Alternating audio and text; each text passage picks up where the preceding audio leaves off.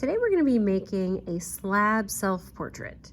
So what we're going to do is we're going to start with our slab of clay. And a slab is just our flattened piece of clay here. Then we're going to take one of our little cardboard cutouts and we're just going to place it on top and trace around it. So I'm going to use a wooden dowel and I'm going to use a sharp end. I'm going to poke it all the way down to the canvas and then trace around it so that I have a face shape. When I'm done, then I can just remove this and take off all of this excess clay. I'm going to be using these pieces in a little bit so that I can make the features of the face. I'm just going to dip my fingers into some slip. Slip is just some clay that has been watered down. It sort of acts like a glue. It also helps us to smooth out our clay. I'm going to smooth out any areas that look a little bit rough or rugged so that we keep our clay nice and smooth. Okay, so once we have the shape of the face, the very first thing I'm going to do is figure out where the eyes go. If we're doing a portrait, it's so important to put the eyes in the right spot, because if you put them way up here, where most people like to put eyes, then the rest of the face is out of proportion. So I'm going to take two little balls of clay and place them right here, about halfway across. Before I create the eye shape, I'm going to make sure I have two even-sized eyes. And I'm just going to sort of roll them into an oval. So I have my circle-ish shape, then roll it out a little bit and make the edges a little bit more pointy. So this would be one.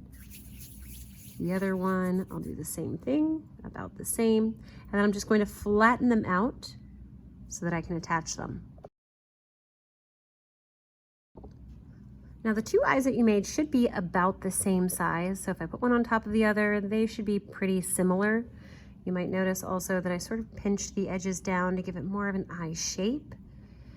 And then I want to make sure that I keep a little bit of space in between the eyes, that I have a little bit of space on the ends. We should be able to fit about 5 eyes across if we were to make 5 eyes. And then I'm going to attach it. So to attach it, I'm going to use my 3 S's. I'm going to score, which is just a fancy way of saying scratch the surface of the eye and also scratch where I plan to attach it.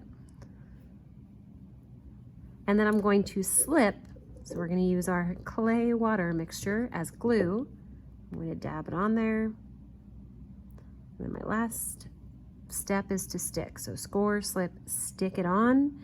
Really press it in there. If I don't do this step well, then my features of the face are going to fall off. I do not want the eyes to fall off later, so I'm going to do a good job. And as I stick it on, I'm also going to sort of smooth it out. I don't want it to be bumpy and scratchy. So I'm going to go ahead and do that with the other eye as well. Now my next step is to make the irises. The irises are the colored part of the eyes, so I'm just going to take 2 really small pieces of clay, just really small, like this size, and make sure that both of them are the same before I flatten and attach them. They should be really similar. If they're not, then I need to make them even. And then I will form spheres out of this and then flatten them and attach them.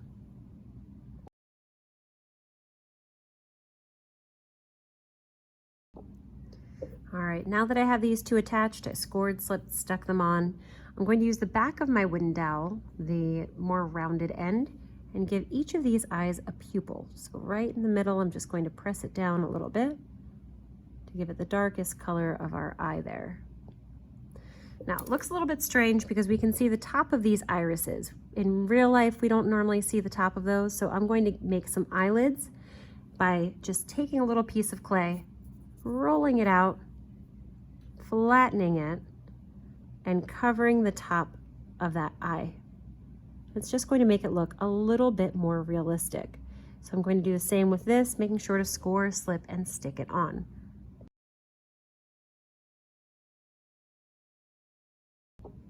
All right, now at this point, I'm ready to add my nose. We know that the nose, the bottom of the nose, will be about halfway between the eyes and the chin. So right about here is where the bottom of that nose will be. And I'm actually going to start with making 3 spheres for this. I'm going to make one that's larger, and that's going to go in the middle. And if it's drying out a little bit, you see these cracks, just add a little bit of your slip or wet a finger with some water so that it's a little bit more hydrated and not cracking. And I'm going to place this one in the middle. And then I'm going to have two smaller ones on the sides for the two nostrils. So I'm going to make two small circles here. Put one on this side and put one on the other side, making sure they're even before I ever attach it. Awesome. So I have the basic shape. Now I'm going to score, slip, and stick them on. And then to finish my nose, I'm going to take another piece of clay and I'm going to create kind of a long, skinny triangle. So what I'm going to do is I'm just going to roll this first, making sure perhaps that one end is thinner than the other, and then I'm going to flatten it out. Again, if it's cracking a little bit, we never want that to happen, so we're going to hydrate our clay. Okay. And this is going to act as sort of a cover over those little spheres we made for the nose, and this will go between the eyes and then come up here and sort of cover the nose shape that we created. So what I'm going to do here is, if I have my clay really, really wet, then I should be good to go, but I also want to smooth it down so that we can't see these lines. We don't want to see that when it's finished. So I'm going to go ahead and smooth that out.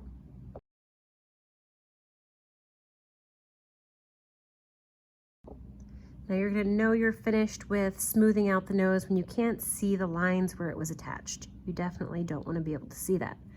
All right, then for our lips, we are going to just take two small rolls of clay. I'm just going to roll it between my fingers. I can make the edges just a little bit more pinched. Your lips should be about as wide as your pupils are from each other. So I like to put my hands here to see about how long it is. And I'm going to take another piece that is similar in length like this. I'm going to score, slip, and stick those down.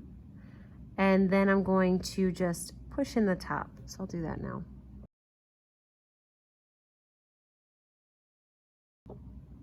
Okay, and then right at the top, if my lips come down in the middle a little bit, which they do, it's called a little Cupid's bow, I'm just going to use the back of my wooden dowel, the rounded end, and push it in just a little bit on top, not too much. And smooth it out. If I lost the sort of crease in my lips, I can always just sort of draw them back in. Okay, so at this point, we're pretty close to being done with the face. I just need to add the eyebrows up here. So I'm just going to create two small coils and then score, slip, and stick them down above the eyes.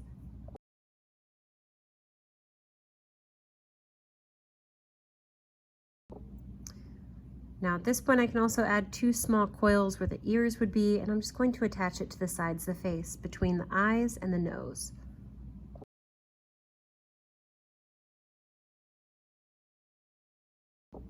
Okay, and then lastly we have to create the hair. So what I like to do is I like to create my own slabs of clay.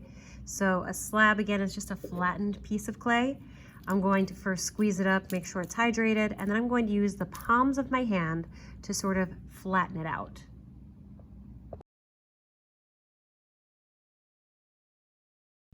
Now, once I have a nice flattened piece of clay, I can start to cut out the shapes that I need for my hair. For me, I've got a little side part that goes across, so it swoops over a little bit. So I'm just going to cut out the shape that I need here. I know mine swoops across like this a little bit, kind of like that. It's actually pretty nice, and I can attach that in a moment. I also have it coming down on this side, going behind my ears over here. So for that side, I might just do this and then attach them together.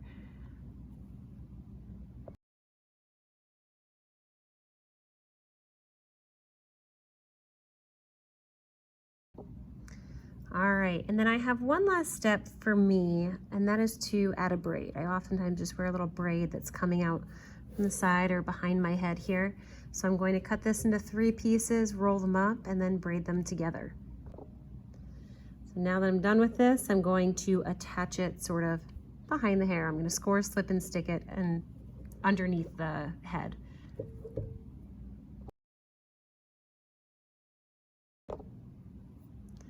Now at this point, once you're here, you can use a wet finger to sort of smooth out any parts where you see lumps or bumps. And you can also use a sharp tool to add some details. Perhaps you want some striations in the hair to make it look more realistic. Maybe you need to poke the hole in the eye, whatever it is you need to do. At this point, you can do that.